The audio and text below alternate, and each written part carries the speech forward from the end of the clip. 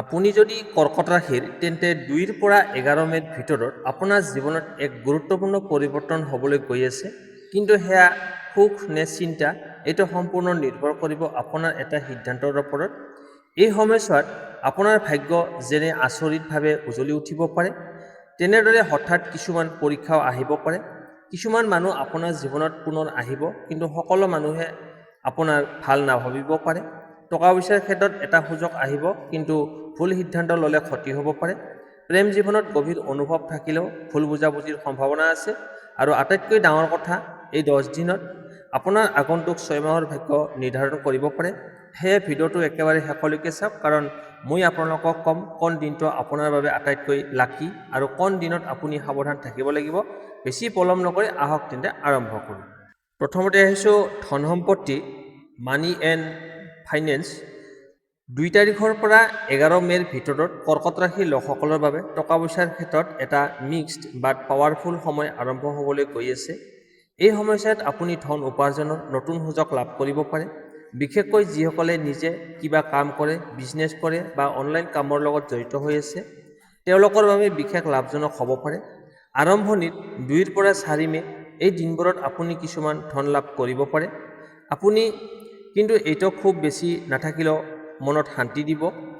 হয়তো আগতে কৰা কামৰ পে'মেণ্ট বা কিবা পেণ্ডিং হৈ থকা টকা হাতত আহিব পাৰে। কিন্তু ৫ৰ পৰা ৭ মে' এই সময়ছোৱাত অলপ সাৱধানতাৰ প্ৰয়োজন আছে। এই দিনবোৰত আপুনি অলপ বেছি খৰচ কৰিব পাৰে বা ভুল সিদ্ধান্ত লৈ কিবা লছ কৰিব পাৰে। উদাহৰণস্বৰূপে, অপ্ৰয়োজনীয় বস্তু কিনা, বন্ধু বা পৰিয়ালক টকা ধাৰ দিয়া বা কিবা ইনভেষ্টমেণ্ট কৰা, এইবোৰত সাৱধান থাকিব লাগিব। কাৰণ এই সময়ত ইম'শ্যনেলিটি ডিচিশ্যন ল'লে ধনৰ ক্ষতি হোৱাৰ সম্ভাৱনা বেছি। এতিয়া অহা আটাইতকৈ গুৰুত্বপূৰ্ণ অংশলৈ। ৮ৰ পৰা ১১ মে' এইটো আপোনাৰ বাবে আটাইতকৈ পাৱাৰফুল সময়। এই সময়ছোৱাত আপোনাৰ টকা পইচাৰ ভাগ্য একেবাৰে সক্ৰিয় হৈ যাব পাৰে। যদি আপুনি এই সময়ছোৱাত সঠিক সিদ্ধান্ত লয়, নতুন ইনকাম চ'ৰ্চ আৰম্ভ কৰিব পাৰে, কোনো ভাল ডিল পাই যাব পাৰে বা ইনকাম আগৰ তুলনাত বৃদ্ধি পাব পাৰে। বিশেষকৈ যিসকলে কণ্টেণ্ট ক্ৰিয়েটৰ, ফ্ৰিলান্স বা বিজনেছ মাইণ্ডত, তেওঁলোকৰ বাবে এই সময়ছোৱাত গেম চেঞ্জাৰ হ'ব পাৰে।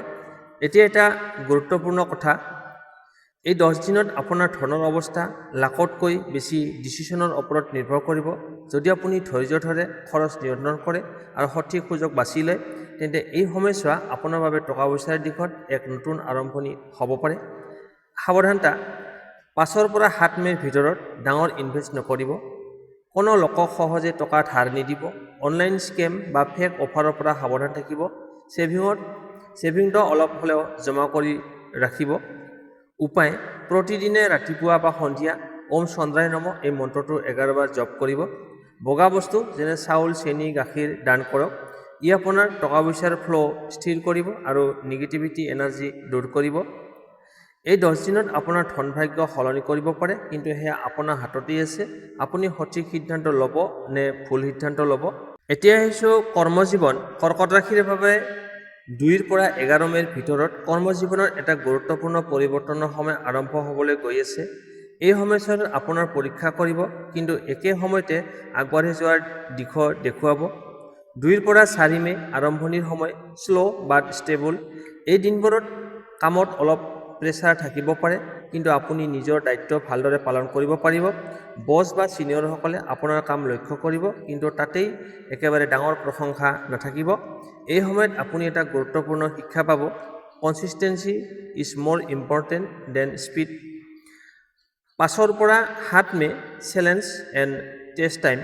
এই সময়ছোৱাত কৰ্মজীৱনৰ বাবে অলপ কঠিন হ'ব পাৰে। সহকৰ্মী বা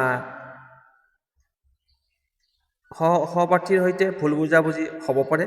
আপোনাৰ কামৰ মূল্যায়ন সঠিকভাৱে নোহোৱা যেন লাগিব পাৰে। কেতিয়াবা হতাশা অনুভৱ কৰিব পাৰে, কিন্তু মনত ৰাখিব, এইটো আপোনাৰ ফেইলাৰ নহয়, এইটো এটা টেষ্ট ফেজ। এই সময়ত আপুনি যদি শান্ত থাকি কাম কৰে, তেন্তে আগলৈ আপুনি তাৰ ফল লাভ কৰিব। ৮ৰ পৰা ১১ মে' ব্ৰেকথ্ৰু এণ্ড গ্ৰ'থ।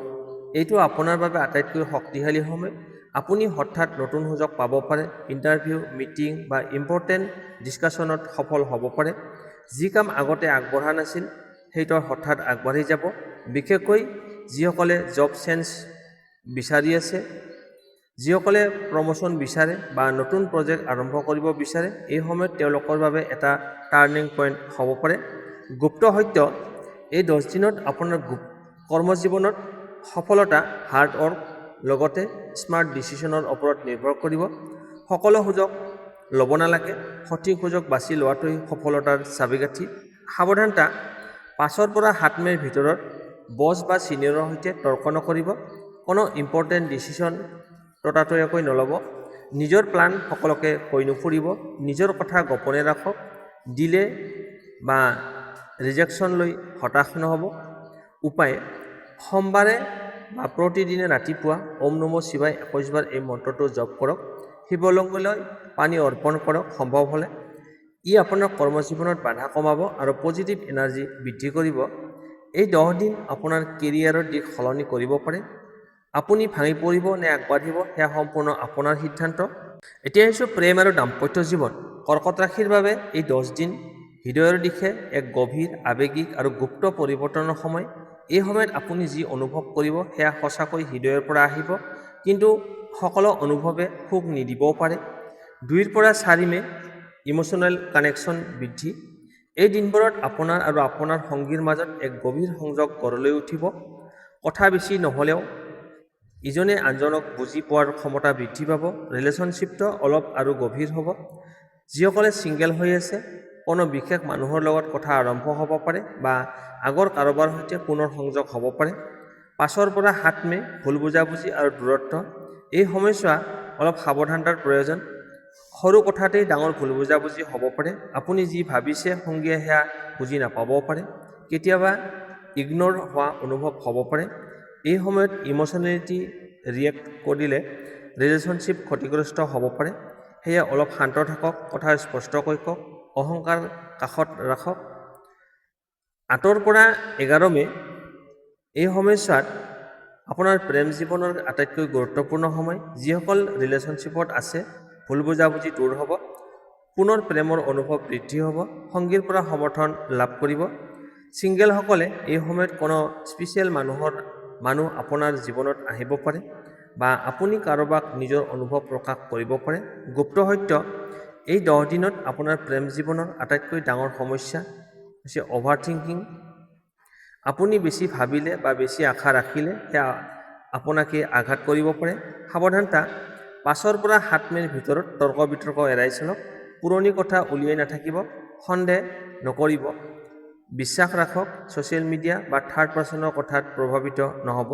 উপায়, শুক্ৰবাৰে ওম শুক্ৰায় নমঃ এই মন্ত্ৰটো 11 বাৰ জপ কৰিব।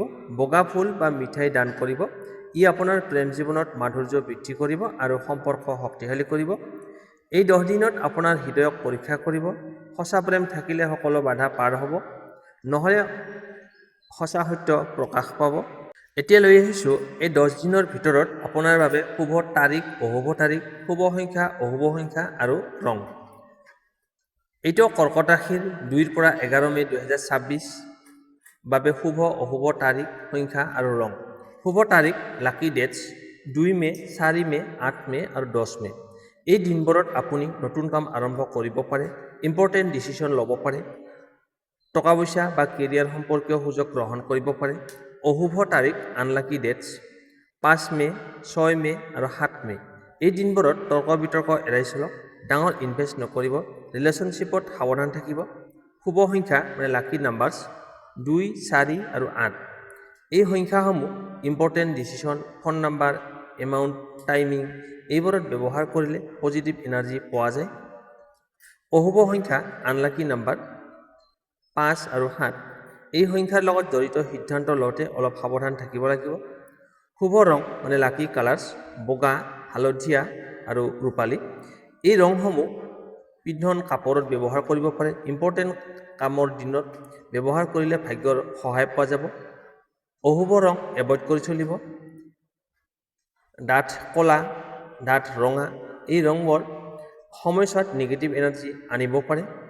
শুভ সময় আৰু সংখ্যা আপোনাক সহায় কৰে, কিন্তু সঠিক সিদ্ধান্ত আৰু মনৰ শক্তিয়ে আপোনাক সফল কৰে।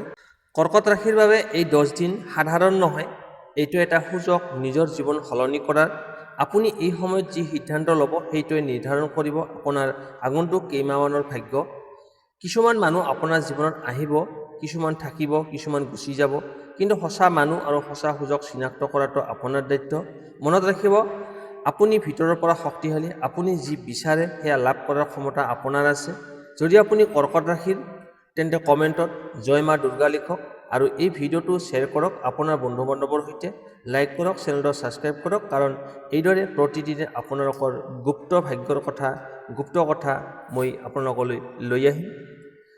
সময় সলনি হৈছে, প্ৰশ্ন হৈছে আপুনি সাজুনে নিজৰ ভাগ্য সলনি কৰিবলৈ। ধন্যবাদ।